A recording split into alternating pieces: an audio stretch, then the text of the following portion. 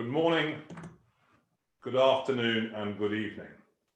Welcome to this seminar run by 39 Essex Chambers on the implications of the decision of the Supreme Court delivered last Friday in the Halliburton case on international arbitration moving forward. My name is Paul Darling.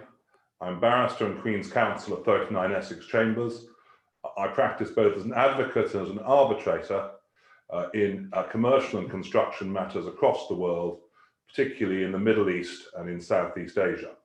Together with David Bateson and David Brynmore Thomas, about whom you will hear in a moment, I am one of the joint heads of the Commercial and Construction Group at 39 Essex Chambers. We've put together a panel this morning London time, though I know others of you are in different jurisdictions, to consider the implications of this decision. The first member of the panel is Edwin Glasgow. One of the great things about these seminars is it gives you a chance to remind yourself about your own colleagues. Described by one of the directories as a legend in his own lifetime, Edwin has a worldwide dispute resolution experience over many, many years, including being the founding chairman of the Singapore International Mediation Centre. He's been involved in and appeared in tribunals of all types, of all sorts, arbitral and otherwise, around the world. Second member of the panel is David Bateson, a very distinguished Hong Kong solicitor for many years at the absolute sharp end of developments in that part of the world, who has transitioned into being one of the world's leading international arbitrators. He's based in Singapore, but conducts arbitrations throughout the world. Third member of the panel is David Brynmore Thomas, a former solicitor, Queen's Counsel, advocate and arbitrator, academic. He is a professor in commercial law at Queen Mary University, London, and has a wide practice both as counsel and arbitrator, including being on the American Arbitration Association panel. Fourth member is Karishma Vora, a barrister in England, India, and DIFC, who joined 39 recently. She has a wide-ranging arbitration practice, both within arbitration and enforcement, across the world. She was for years in practice in Bombay and still, during the English court vacations, practices out of her own chambers in India. Vivek Kapoor is a dual qualified barrister who recently joined 39, having 8 or so years in private practice across distinguished firms, both in Singapore and in London. Before that, he was a member and continues to be a member of the Bar of India. He has a wide-ranging practice as an advocate and advisor in international arbitration. Last, but in no sense least, because she is going to be delivering for us the 15-minute summary of this long-awaited and much interested decision of the Supreme Court, is Ruth Keating, another member of 39 Essex. She took a first-class degree from Trinity College, Dublin, and is a member both of the English Bar of England and Wales, to be absolutely accurate, and a member of the Irish Bar. She has a thriving commercial practice in 39 Essex, following on from 2 important public jobs. First of all, she was a judicial assistant in the Supreme Court. That will no doubt help the analysis. And she's also a research assistant, even though she left before this case. She's also a research assistant at the Law Commission.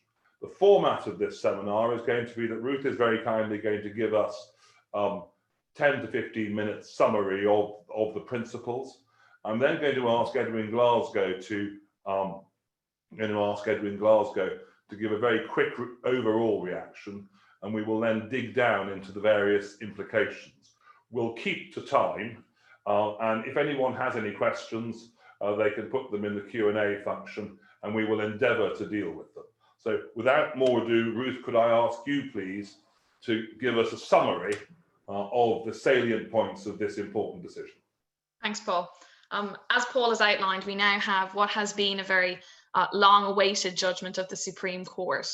In terms of a quick overview, it's a unanimous judgment and it dismisses Halliburton's appeal. The judgment was delivered by Lord Hodge, with whom Lord Reid, Lady Black, and Lord Lloyd-Jones agreed. And there's also a brief concurring judgment by Lady Arden, and we'll go through all of those in terms of the main principles. In terms of the facts, they'll be well known to all of those listening. And so by way of brief background, the appeal relates to an arbitration which arose out of damage caused by an explosion and fire on the Deepwater Horizon drilling rig in the Gulf of Mexico. There are numerous relevant parties to the appeal. BP was the lessee of the Deepwater Horizon rig. Transocean owned the rig and provided crew and drilling teams to BP. And the appellant before the Supreme Court, Halliburton, provided cementing and well monitoring services to BP. In terms of the contractual background between the parties, that is of importance to the appeal. And in this case, Halliburton had entered into a Bermuda form liability policy with the respondent to the appeal, Chubb. And in turn, Transocean was also insured with Chubb, and similarly by a Bermuda form policy. Of course, in terms of the background to this case, and as those listening will be aware, the Deepwater Horizon disaster unsurprisingly resulted in numerous claims, and that concluded between BP, Transocean, and Halliburton. Following a trial in the US, judgment was given apportioning blame between the parties, and in turn, Halliburton then settled the claims against itself. But following this, we now have the stage set for the dispute at the heart of this appeal. Halliburton sought to claim against Chubb under the liability policy, but Chubb refused to pay. Transocean similarly made a claim against Chubb, and Chubb likewise contested Transocean's claims. And so arbitration was commenced. In terms of selecting an arbitrator, both Halliburton and Chubb had their choice, but they were unable to agree on the appointment of the third arbitrator. And so we had the contested hearing before the High Court. The arbitrator proposed by Chubb was ultimately appointed. And this is the real importance of the case. Subsequently, and without Halliburton's knowledge, the arbitrator accepted appointment as an arbitrator in two separate references, also arising from the Deepwater Horizon incident. The first appointment was made by Chubb and related to Transocean's claim against Chubb, and the second of those references was a joint nomination by the parties involving a claim by Transocean against another insurer. In terms of the appellate history, which we have before the Supreme Court, on discovering the arbitrator's appointment in the later references, Halliburton applied to the court under Section 24 of the Arbitration Act to remove him as arbitrator, and that application was refused. We then have Halliburton renewing its challenge before the Court of Appeal, and the Court of Appeal held that while the arbitrator ought to have disclosed his proposed appointment in the subsequent references, an objective observer would not in the circumstances conclude that there was a real possibility of him being biased, and the appeal was therefore dismissed. And finally, in terms of the concluding leg of the appellate history of the case, Halliburton then renewed its challenge before the Supreme Court. And now, of course, we have that long-awaited judgment. In terms of an overview for everyone at the outset, the court has dismissed the appeal, but the reasons which given, although similar to the courts below, do differ in terms of some important respects. In terms of a headline point, the court held that as at the date of the hearing to remove the arbitrator, the fair-minded and informed observer would not conclude that circumstances existence which gave rise to justifiable doubts about his impartiality. And so that's really the core of the reasoning of the Supreme Court.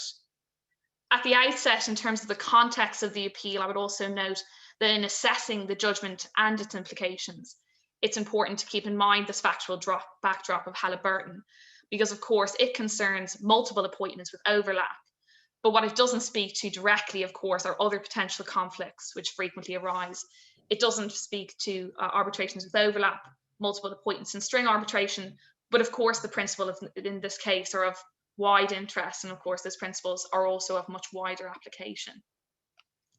In terms of the two questions before the Supreme Court, Halliburton put first whether and to what an extent an arbitrator may accept appointments in multiple references concerning the same or overlapping subject matter with only one common party, without thereby giving rise to an appearance of bias. And the second question for the Supreme Court was whether and to what extent the arbitrator may do so without disclosure. So taking those two grounds briefly in turn, on the first, whether and to what extent an arbitrator may accept appointments in multiple references, the Supreme Court held at the outset that there may be circumstances in which acceptance of multiple appointments with overlap with only one common party might reasonably cause the objective observer to conclude that there is a real possibility of bias. And so that is the real base rock of the Supreme Court's decision. In terms of the law, the court therefore held in terms of the test that the objective test of the fair-minded and informed observer applies, and that this test applies equally to judges and arbitrators. And equally, in applying the test, it would be wrong to have regard to the characteristics of the parties to the arbitration. In terms of the characteristics or qualities between the general common law and arbitration, in the court's view, there is no difference between the test in section 24, 1 subsection A of the Arbitration Act, which speaks to the existence of circumstances that give rise to justifiable doubts as to the arbitrator's impartiality, and the common law test, which is, of course, the fair-minded and informed observer would conclude there's a real possibility of bias. However, in applying that test to arbitrators, the court did hold that it is important to bear in mind the differences between judicial determinations of dispute on the one hand and arbitral determinations on the other hand. And in sum, they refer to a number of brief points on this. The first is that they said that arbitration is, of course, generally conducted in private, and so this does put a premium on frank disclosure. The second is that an arbitrator is not subject to appeals in the way that a judge is on issues of facts and often not on issues of law. And so there are limited powers of review. And again, the Supreme Court thought that was of note. Third, unlike judges, arbitrators are privately paid. And so necessarily nomination of an arbitrator gives the arbitrator a financial benefit. Fourth, the court did note the diversity of backgrounds that arbitrators can have. And this does relate, of course, to the experience arbitrators have, the jurisdictions and legal traditions. And so this might mean that there can be divergent views on what constitutes ethically acceptable conduct, in the words of the court. Fifth, the party which is not common to the various arbitrations has no means of informing itself of the evidence before the other tribunal, nor the legal submissions that were made. And the court did highlight that this is very different to a decision or a hearing before a judge, where any party may simply go in and sit in on the proceedings. And finally, the court noted that in arbitrations where the party has, or one party has, an expectation that the party nominated arbitrator will be predisposed to before it, it makes it even more important that the chair of the tribunal has a role in making sure that it is impartial and fair. We then move to the second ground, which is disclosure, and this is another important nub of the decision. And what the Supreme Court held here was that where the hypothetical observer would conclude that the circumstances as and at the date the duty arose might reasonably give rise to a possibility of bias, the arbitrator will be under a legal duty to disclose such appointments. And that, of course, was a difference between the High Court's judgment and the Court of Appeal's judgment. Importantly, in terms of the legal obligations that can arise, it is sufficient that the matters are such that they are relevant and material to such an assessment of the arbitrator's impartiality and could reasonably lead to an adverse conclusion. And so it's important to keep in mind that when matters disclosed fall short of matters which would cause the informed observer to conclude there was a real possibility of a lack of impartiality, that there will still be something which will have to be disclosed by the arbitrator. And additionally, on that point, the duty of disclosure is not simply good arbitral practice. This is a point which has been cleared up by the Supreme Court. It is a duty in English law, and it's a component of the arbitrator's statutory obligations of fairness and impartiality. The court added that the failure to make disclosure does not necessarily lead to a removal of the arbitrator. And that's an important context in which to see the reasoning of the decision. But of course, the failure to disclose is a factor that the fair-minded and informed observer would consider when making a determination. Equally, on the flip side, it's not a panacea. If a matter would give rise to a justifiable doubt as to an arbitrator's impartiality, the disclosure of that matter would not, as a general move, just remove this conflict. What we can see when we look then at the Supreme Court's analysis of this duty of disclosure in the context of arbitration is that there are clear tensions which can arise between the duty of disclosure on the one hand and the duty of privacy and confidentiality, which are of course owed. And so the court did address this. The court held that the duty to safeguard privacy and confidentiality in English law ranks above the legal duty of disclosure, and so it does not override the confidentiality obligation. But in terms of practice and how we apply this, the court said that what this means is that the consent of the parties to disclose the existing appointment in a subsequent appointment must be sought unless it can be inferred. And in terms of the circumstances where it can be inferred, the Supreme Court went on to say that, for example, the parties might have submitted themselves to certain arbitral rules by a specific institutional body, and those rules might include an obligation of disclosure. So they're the kinds of things which arbitrators and parties alike will have to think about in the future. Briefly, in terms of the concurring judgment from Lady Arden, on the whole, looking at her judgment, it supports Lord Hodge's judgment. But what that judgment seeks to do is clarify, and I would say qualify, some of the points in Lord Hodge's conclusions. Picking up the headline points, Lady Arden added that unless the arbitration is one where there is an accepted practice of dispensing with the need to obtain parties' consent, the arbitrator should proceed on the basis that a proposed further appointment involving a common party and overlapping subject matter is likely to require disclosure. And the second point which Lady Arden added is that general high-level disclosure about a proposed appointment in further arbitrations can be made without any breach of confidentiality by simply naming only the common party, which may be taken to have consented to the disclosure, but not the other parties to the arbitration. So we can see some qualifications to Lord Hodge's analysis and Lady Arden's judgment. So to wrap up in terms of the court's findings and to make way for the discussion, the Supreme Court held that the arbitrator had breached his legal duty of disclosure in this case. But in terms of the appointment, one should look at the fair-minded and informed observer test.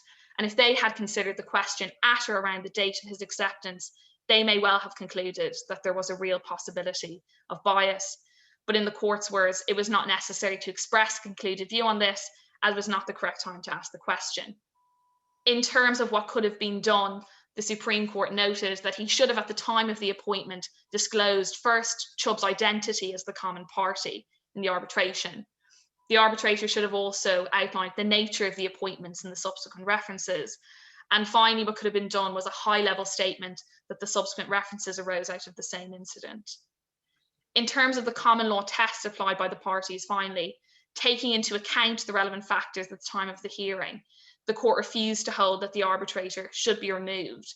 And the main bases for that were first, that Lord Hodge said that there was a lack of clarity in English law at the time about whether this legal duty of disclosure existed and whether such disclosure was necessary. Second, the time sequence was important for the Supreme Court in terms of the three references, and the time sequence meant that in this case, disclosure was not needed. Third, in terms of this case, there was not overlap between the references. And again, the Supreme Court saw that as important. And finally, in the words of the Supreme Court, there was no question of the arbitrator having received any secret financial benefit, and to find otherwise would result in every party appointed arbitrator receiving a disqualifying benefit. So that's just a quick whistle-stop tour of the Supreme Court judgment and reasoning to make way for the discussion for our panel. Thanks. Thank you very much indeed, Ruth. I'm going to ask Edwin Glasgow to give us a quick overview before I descend into some of the general principles and then go on a little bit later some of the more specific one-off points that arise out of this judgment that may give rise to trouble in the future. Edwin, could you perhaps help us with that? Yes, Paul, I'll take it as shortly as I can following that magnificent summary, for which I'm very grateful. I wouldn't flatter myself to think that anybody would be in the slightest bit interested in my views on the reasoning of five most distinguished Supreme Court judges. They have spoken, and what they say the law is the law, at least in our jurisdiction. As arbitrators, and indeed as counsel, we have got to get on and make it work.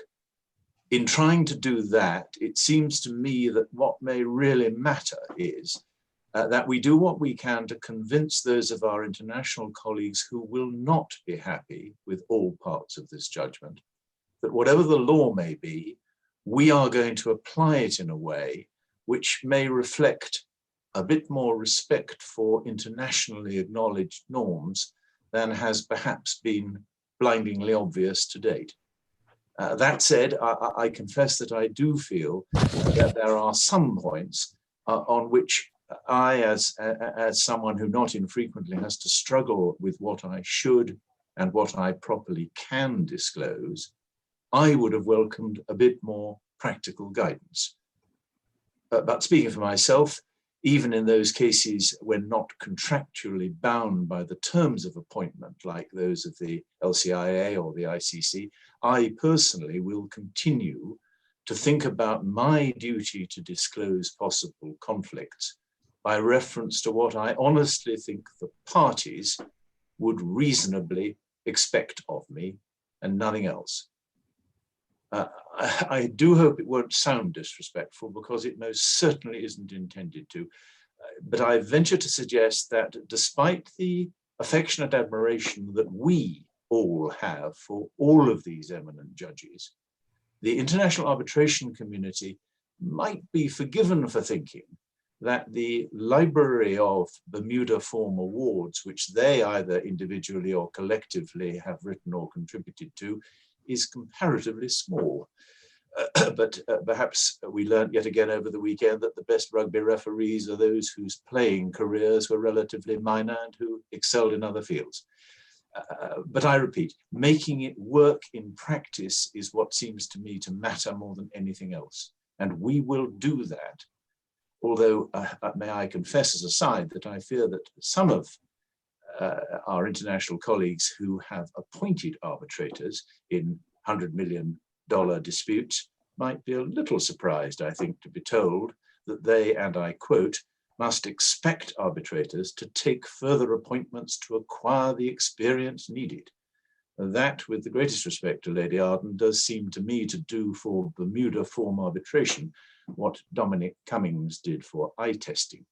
But those are my only comments, Paul, and I'll hand on to the better knowledge. Thank you very much indeed. We've seen from Ruth's masterful summary that this consideration of this starts with the existence of the duty to disclose, and we've had clarification of that duty and clarification of its content, not perhaps to the extent that one can have a manual when one is seeking to disclose these matters. But we've then had the Supreme Court, looking at accepting that the arbitrator was in breach of his duty to disclose, but nevertheless deciding that he should not be removed, starting with the process of looking at that not at the time of the appointment, but by the time that the matter came to court, and looking at it through so-called objective eyes rather than through the eyes of the parties. So what one sees is the confirmation of the duty, determination that there has been a breach of it, but nevertheless a failure to remove based upon both the time of the decision and the nature of the test. And Ruth told us the four things that the arbitrator had on his side to avoid him being removed. David, I'm going to ask you, please, if you would perhaps start with your reaction to the decision generally, but particularly in the context of that. Yes, thank you, Paul. Just one preliminary observation. Reading the judgment, I was surprised that the court appointed Mr. Rogerson in the first place, because he had disclosed certain appointments with Chubb, and Halliburton had objected, but nonetheless the court went ahead and appointed him. I hazard a guess that many institutions would probably have not appointed him in similar circumstances. Indeed, Professor Park, in his final partial award on this case, stated that one side secured the appointment of its chosen candidate to chair this case over protest from the other side.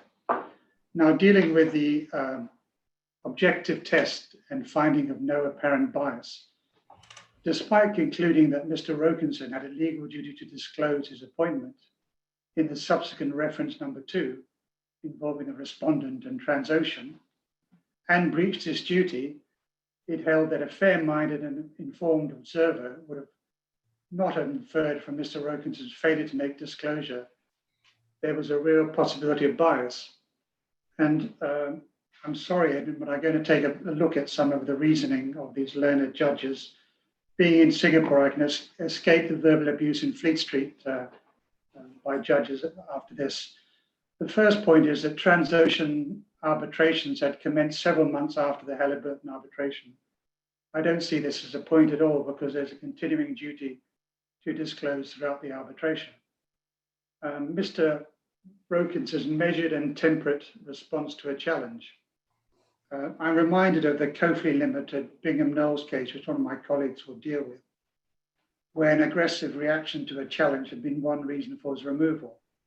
So Mr. Rokinson's response was exactly what was required. Nonetheless, he had been appointed in multiple arbitrations by the same party. He consciously had not made disclosure of references 2 and 3. And in paragraph 143 of Lord Hudge's judgment, he observed if Halliburton had been aware of his appointment in reference 2, it might have had concerns about the inequality of knowledge and opportunities to communicate with the arbitrator. Such circumstances, he said, might reasonably cause an objective observer to conclude there's a real possibility of bias. Exactly, but in this case, they found no bias. And perhaps the most important one, which would give a plausible reason for no bias, that basically at the time of the Halliburton found out about he had not disclosed in references 2 and 3, was about the time that Mr. Rokinson was considering preliminary issues with the tribunals on 2 and 3, concerning which if favourable to Chubb, would have disposed of the references. And I think that's a fair point. The court also considered that there was no overlap. He also provided an explanation of his oversight, which was accepted by Halliburton. So I think these are the most plausible reasons. Also, he did not receive a secret financial benefit. The point about allowing for lack of clarity in law as a basis, with respect, there's a statutory duty of impartiality, which must mean disclosure of circumstances of possible bias, but that one doesn't stand. In my opinion, from the international perspective, this decision will be viewed with some disquiet by many institutions and users and lawyers, hence the interventions during the Supreme Court case.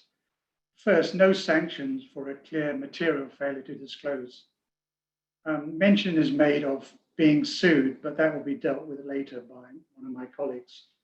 As I mentioned, the multiple appointments, 2 of which he did not disclose consciously. It's clear he had consulted the IBA rules, but reached the conclusion there was nothing to disclose. Are the institutional tests based on a subjective test or the perceptions of the parties a better test than this objective one from judges of the court? It's a matter for discussion, because judges whose experience are likely to have more confidence in an eminent legal arbitrator insulating himself from unconscious bias, but it may not be justified to have that confidence. Also, I venture to suggest that the professional background of judges is more likely to make them impressed with reputation experience of a well-known legal arbitrator. So I would suggest that this decision will not please all people, and there are some issues, I think, which will cause concern, but it is the law in England, as Edward mentioned. Can I just throw in there, David, if I could, please, a question which has been raised as to whether or not, when an arbitrator is in material breach of this now duty to disclose, whether that ought to create an automatic or presumption of his removal. I don't think so. You have to look at each particular case on its merits, because it may well be in a particular case that it should not be automatic, because there are good reasons for that. So I don't agree that it should be automatic. One of the things about this decision, obviously, is it focuses on Mr. Rokerson's failure to disclose, inadvertent, etc., etc. But of course, it doesn't answer the question that day to day, those of us at the coalface in this world need to think about. Namely, if Mr. Rokerson had disclosed at the time of appointment, what would the position have been? And would the declared overlaps, etc., have disqualified him? I think that's, for me, one of the less helpful factors of the decision. It ends up focusing on what might be seen to be dancing on a pin as to the difference between the test for disclosure as at the time of appointment and the test for removal as at the time of the application, which the sort of clever lawyers love, but doesn't do you much good in the international arbitral community. David, we don't know what would have happened, but presumably Halliburton would have objected, and then it would have had to be dealt with at the time. But if he had still maintained, despite Halliburton's objection, he should continue, then that's another matter. But if it had been institutional, it might have been taken care of by them. What has the perception, David, would you agree with this, that if an institution had been faced with this conflict, it would not have appointed him, whereas the court, it looks as would not have had the same same concerns? Judging from I agree with that, which is why I mentioned at the beginning that I was surprised he was appointed in the first place, despite objections, despite disclosing he had been appointed by Chubb in other arbitration. So just to finish up, so to not take too much time, I very much sympathize with fellow arbitrators in grappling with disclosure obligations in the future, because it does appear that in some respects, English law now differs from obligation and institutional rules. But I think they should be guided by the principle, be careful not to disclose when you need not disclose, but also be careful to disclose when you need to. So I have sympathy with my arbitrators from now on based on this. Walk that tightrope, David, is the answer. David Redmore Thomas, could you perhaps give us your take on this? Paul, thank you. And thank you, Ruth and David, for picking up many of the cardinal points in that. I think just taking this in stages. First, as a general observation, one of the criticisms in 1996, when the Act was passed, was that England and Wales did not take the opportunity to pass the UNSTRAW model law. That was well discussed by Michael Mustel, but nor was the opportunity taken to codify English arbitration law in the Act. The criticism has been made that it is not possible for a party coming to the United Kingdom or to England and Wales to pick up the Act and understand English arbitration law. And I have to say, I think that regrettably, this case makes that worse, not better. If anything, it balkanizes English arbitration. Not only must one make the distinction now between the old-fashioned distinction between a domestic and a non-domestic arbitration and the likes, what one must now do is look and say, well, is this, for example, an ad hoc arbitration such as a Bermuda form arbitration, which may be subject to one set of rules and practices, or is it one of the trade arbitrations, or is it something different? So I think that is a regrettable inference from this case. But the way I think that the tightrope that you invited me to walk is to be walked, Paul, is with the balancing bar of the institutions. Lady Arden, at paragraph 171 of her judgment, this is a point where she's discussing the fact that the two arbitrations may not be subject to the same rules or institutions. But she says arbitration under institutional rules, such as the rules of the LCIA, may involve their own rules as to disclosure of interests, making it unnecessary to consider the position under the general law. And so for convenience, and without underestimating their important role in international commercial arbitration, I leave them on one side at this point. I think that's a marked understatement of the importance of the international institutions to a lot of the international arbitration market.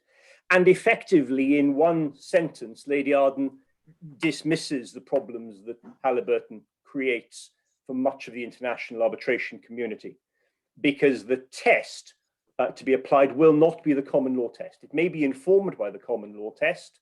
It may be that the parties cannot restrict themselves to a narrower test, but certainly looking at the statement of independence that is given by an ICC arbitrator, that is that the arbitrator is conscious that they should disclose matters because they might be of such a nature as to call into question my independence of the eyes of any of the parties. Those are the key words, aren't they? In the eyes of the parties. The eyes of the parties, which Lord Hodge eschews and criticizes, and no circumstances that could give rise to reasonable doubts as to my impartiality. I think the first question is not what test is to be applied, it is you apply the institutional test. And secondly, and then the balancing bar that you offered me of the institutions is this.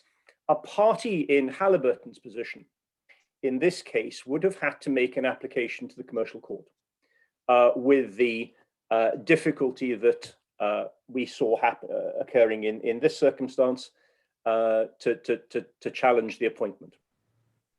That is a challenge which has a certain threshold. The institutions, on the other hand, are very, very, very experienced at policing these sorts of declarations, and they're very experienced at dealing with challenges that arise from declarations or other facts and matters without necessarily even disclosing who has raised a concern about the declaration. So I think that the answer is, what should Halliburton have done? What could Halliburton do? They could have applied to the commercial court. Problem there, but problem solved if in fact you have an institution applying its own test that it is familiar with dealing with. It's familiar with dealing with really as an administrative matter, which takes us back to Saudi cable back in 2000. It's used to dealing with on a quick basis, an administrative basis, and without undue cost. So I think that actually this might be criticized, but it may be very, very good news in the long run for the institutions. That's very helpful. Thank you very much. Interesting how it brings the institutions very much into the fore. And that perhaps isn't surprising, because the institutions are the specialist bodies, which, with no disrespect to the Supreme Court, whether they're trying Bermuda form cases every day or not, they're certainly not dealing with points of arbitration practice every day. Yeah. Karishma, from a perspective from India, from an Indian practitioner, could and as well as a UK practitioner, can you working between the two and in Southeast Asia, what's your perception of how this would work? Yes, I mean, I would have to agree. The difficulties are the sort of disconnect between the institutional rules and what now has become common law. But yes, this problem arises because of the unique nature of the Bermuda form arbitration, doesn't it? Because the Bermuda form is an ad hoc arbitration, not institutional, governed by New York law, but seated in London. And taking on from there are 2 points mainly that I would like to discuss. The first is, what is the impact of disclosure? And that answers, Paul, your question to David earlier. And the second, what is the effect on enforcement? Taking each in turn, what is the impact of disclosure? Of course, we as officers of the English courts will comply by making disclosure of multiple arbitrator appointments. But what impact does it have on parties who are not satisfied following this disclosure? Do these parties have a choice? Mr. Rogerson in this case was not criticized for his conduct, but also Halliburton did not allege actual bias either. The appeal was argued on the basis of an appearance of bias stemming from non-disclosure. So the question is, does disclosure cure the bias? The judgment indicates that disclosure is necessary because it gives an opportunity to the party that is not common between the two arbitrations to address the issue. Halliburton argued, and the court noted, that if an arbitrator rules on an issue in one arbitration, the common party will know the arbitrator's approach and will have the advantage of modifying their submissions if they'd like to in the other arbitration. The party that is not common to the two arbitrations, however, will be blind to the arbitrator's approach and will not have that advantage. Now, unlike court proceedings, arbitrations are private, as Ruth said, and there's a substantive part of the judgment dedicated to this. Arbitrations are private, and therefore there is asymmetry of information. Unlike court proceedings, one party cannot nominate a junior lawyer, for example, to go on and sit and hear and make notes of the other arbitration. So what can this non-common party do? While the judgment says that disclosure provides an opportunity to this non-common party, it doesn't go as far as to say what this opportunity is. So there could be a couple of solutions, although I would not portray these as solutions unless they are actually part of the code or common law. One solution, for example, is, or one thought that might occur to the parties is, could an award which has been passed in one arbitration be disclosed in the other? But the question is, would that even cure the mischief? Any party to an arbitration has an opportunity to communicate with the arbitrator, and this wider range of communication would still be, the non-common party would still be prevented from this wider range of communication, even if an award was disclosed to the other arbitration. But this doesn't answer the question as now appears or is raised following this judgment, because confidentiality under English law has been put at a premium to the duty of disclosure. And in those circumstances, it's not possible to have communications or awards from one arbitration disclosed in the other. So that leaves only one opportunity to the non-common party, and that is to challenge the appointment of the arbitrator. And that's about it. That's as far as this judgment goes. The second point is the effect on enforcement. And I guess I address this issue wearing my Indian law hat rather than my English law hat. This judgment is a little bit limited in its approach because it only deals with multiple arbitrations where there is one common party between the two and one common arbitrator. But there can be a number of different issues. For example, there can be string arbitrations, and these occur quite regularly in England as well, such as before GAFTA or the Refined Sugar Association, sometimes the London Metal Exchange as well. Here, let's say a buyer of sugar decides halfway through the voyage that they no longer want to buy because prices are dropping. The seller has a duty to mitigate and tries to sell it to another party, but they fail to honor the purchase contract as well. So now we have two arbitrations, the seller against the first buyer and the seller against the second buyer. Let's say these were governed by the Refined Sugar Association. Would the Refined Sugar Association be able to appoint the same three arbitrators in both arbitrations? I have found myself in this difficulty once before, and my take on it, although this remains to be tested, is international courts and for example, Indian courts would not view very favorably enforcement of arbitrators who may have had an opportunity even of inconsistent decisions in parallel arbitrations, because under English law, they have to approach each arbitration afresh. The second situation, which is not covered by Halliburton and Chubb, is where an arbitrator is repeatedly appointed by the same party or law firm. For example, in large defense contracts, a government placing an order will often retain the right to appoint a sole arbitrator of their choice and perhaps repeatedly appoint this individual. I also found authorities where in other Commonwealth jurisdictions, financial institutions appointed the same arbitrator, and in one case, 2,278 times against various borrowers who had defaulted. And this has been covered in IBA guidelines. And the IBA guidelines, of course, set out a red list of waivable list, a red non-waivable list, and an orange list. And many countries around the world have adopted provisions from these lists into their law. And this comes back to David Brinmore Thomas's point about codification or the lack of codification under English law. So if the IBA orange list, and I'll read out a particular point that deals with multiple arbitrator appointments.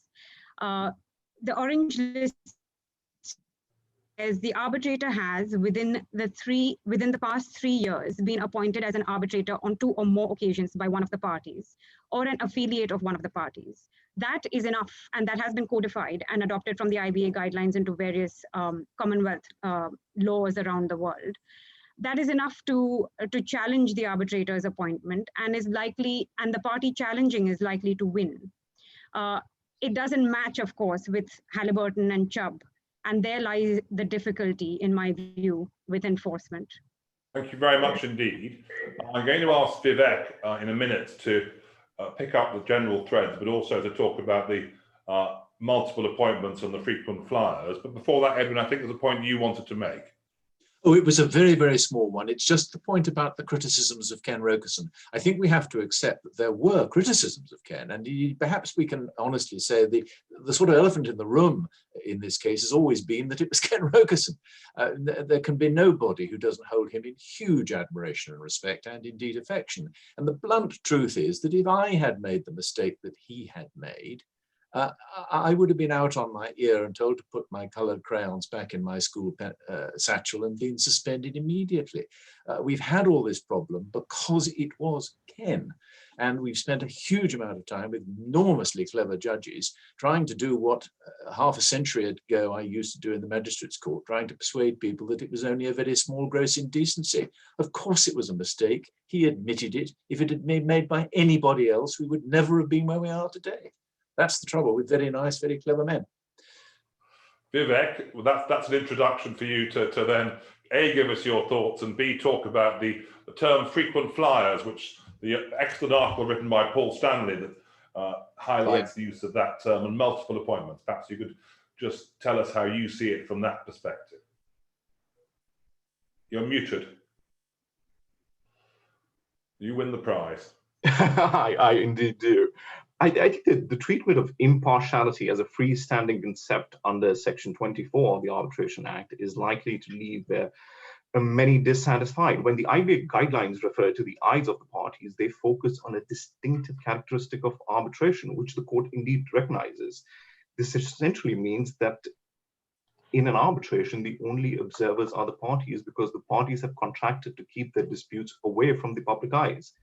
Now, the power to remove an arbitrator under the Arbitration Act, where there are justifiable doubts as to his impartiality, when gets equated to the common law test of bias, essentially means that the result is that in no separate bias, when the arbitrator can be removed for lack of independence if it does not amount to partiality. So understood.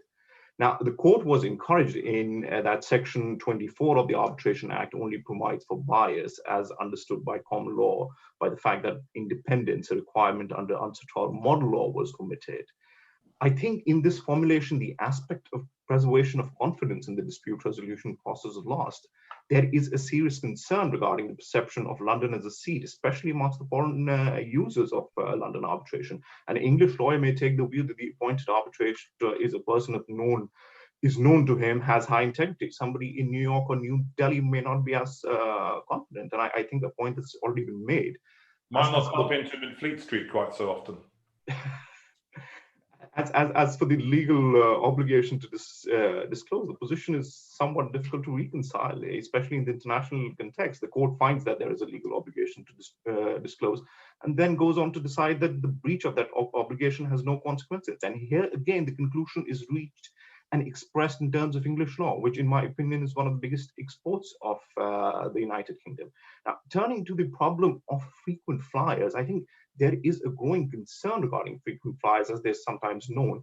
And I think it has more than one dimension. The first and more obvious and important one is the fear, and I use the term consciously, that an arbitrator, through repeat appointments, may become predisposed to a particular party, a particular law firm, or parties belonging to a certain class, like insurers or policyholders in the context of this case, because of the repeat business that he or she receives from them. One of the reasons the court was not persuaded that the objective observer would have found a real possibility of bias on Mr. Robinson's part, because he received no secret financial benefit from his subsequent appointments.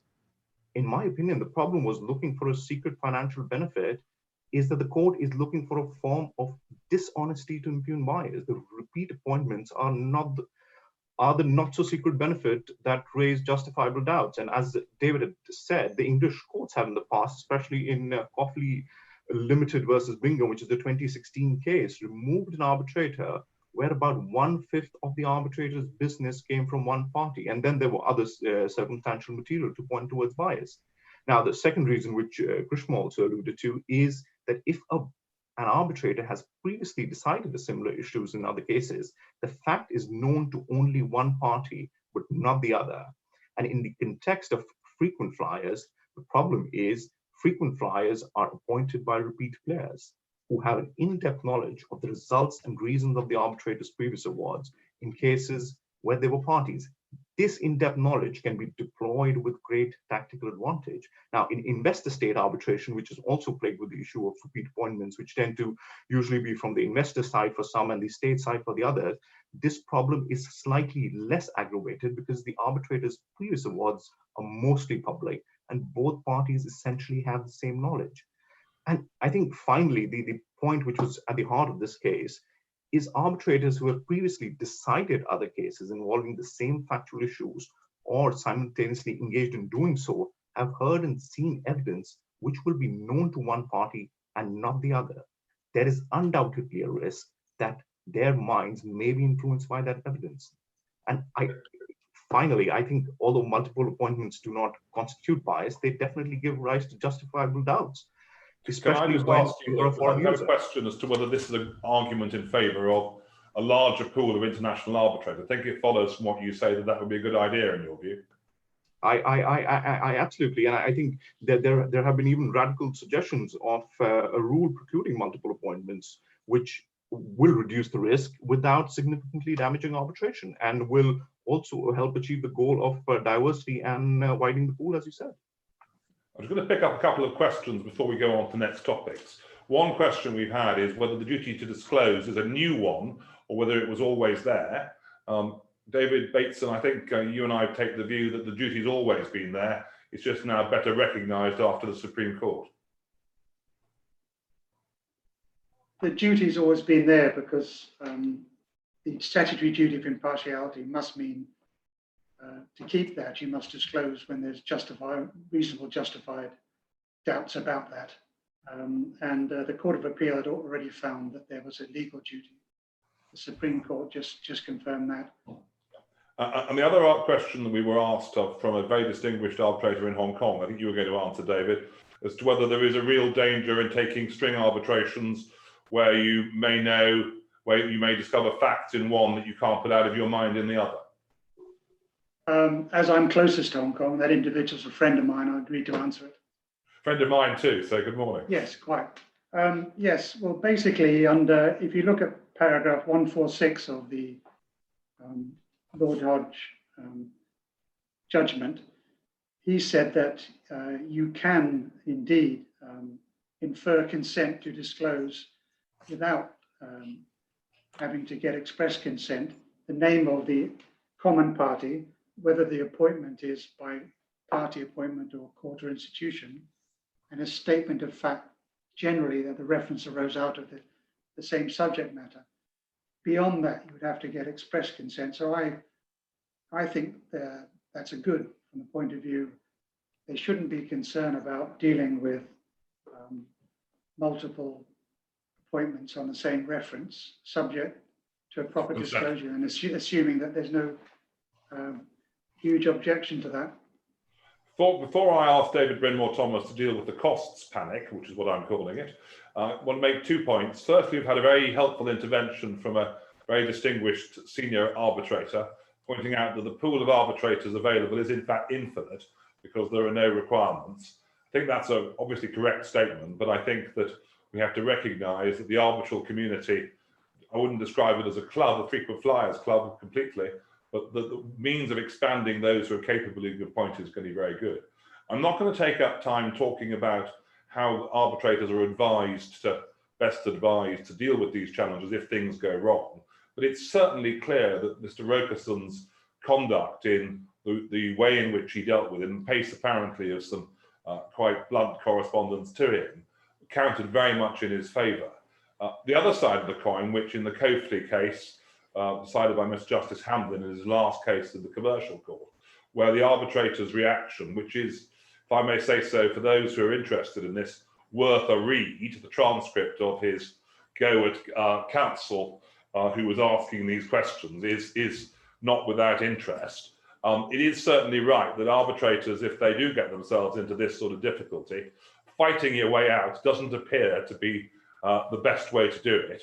Recognising it and taking on board the criticism and responding constructively and charmingly is obviously the way. As I say, Coakley and Bingham is a good read, as to how you, as to one way of dealing with it, that in those circumstances may get you in danger of being removed even if you weren't there before.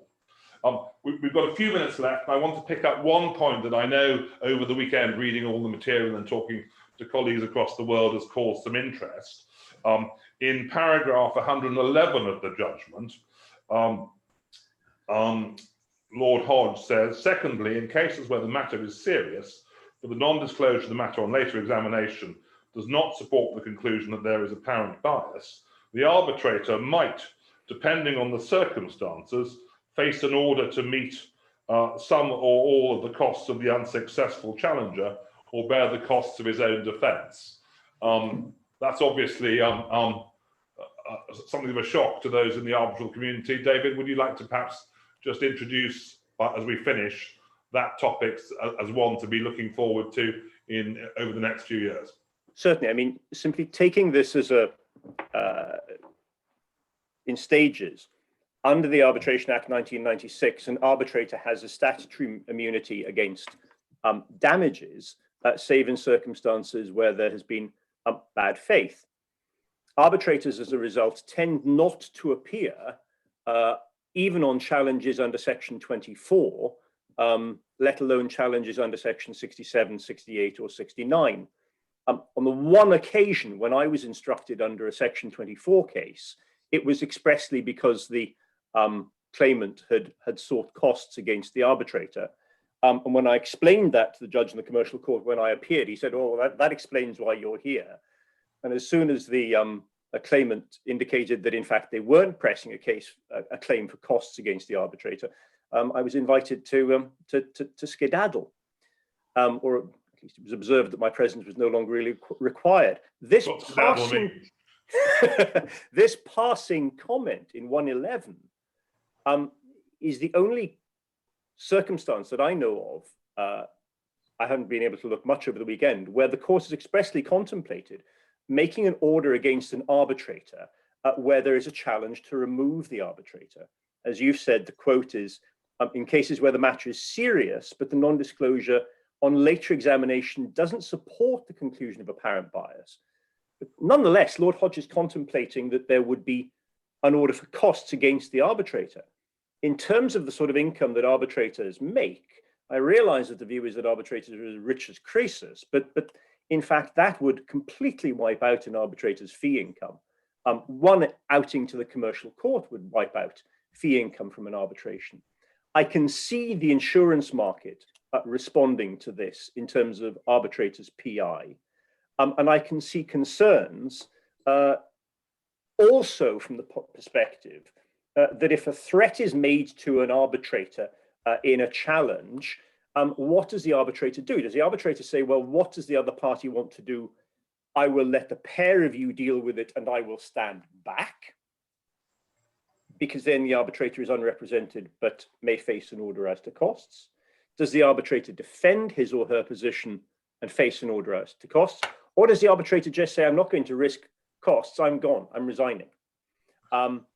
Well, all of that, David, as you say, is going to be very much one for the future. That's a sort of little hidden time bomb in there. Those of us who've represented, and I have on a number of occasions, arbitrators in court proceedings, very often advising them not to appear, simply to assist the court in whatever way, and to decline to take any part in the proceedings and try and protect themselves to costs. Those of us who do that sort of work are going to have to be looking very closely at that. Well, I promised this seminar would last an hour. We're nearly at the hour. I just want to put it together. I want to thank my colleagues for their universally excellent contributions. For me, this has been a fascinating seminar, and what I take out of it is, firstly, a certain unease at the way in which the Supreme Court has approached this from the point of view of the application of domestic English law principles to international arbitration.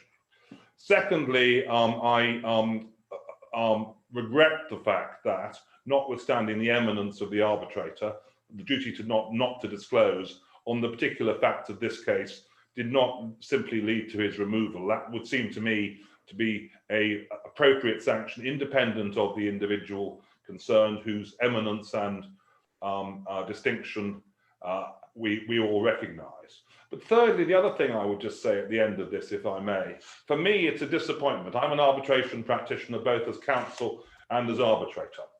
What one wants in this job is clear, simple, applicable guidelines that you can use.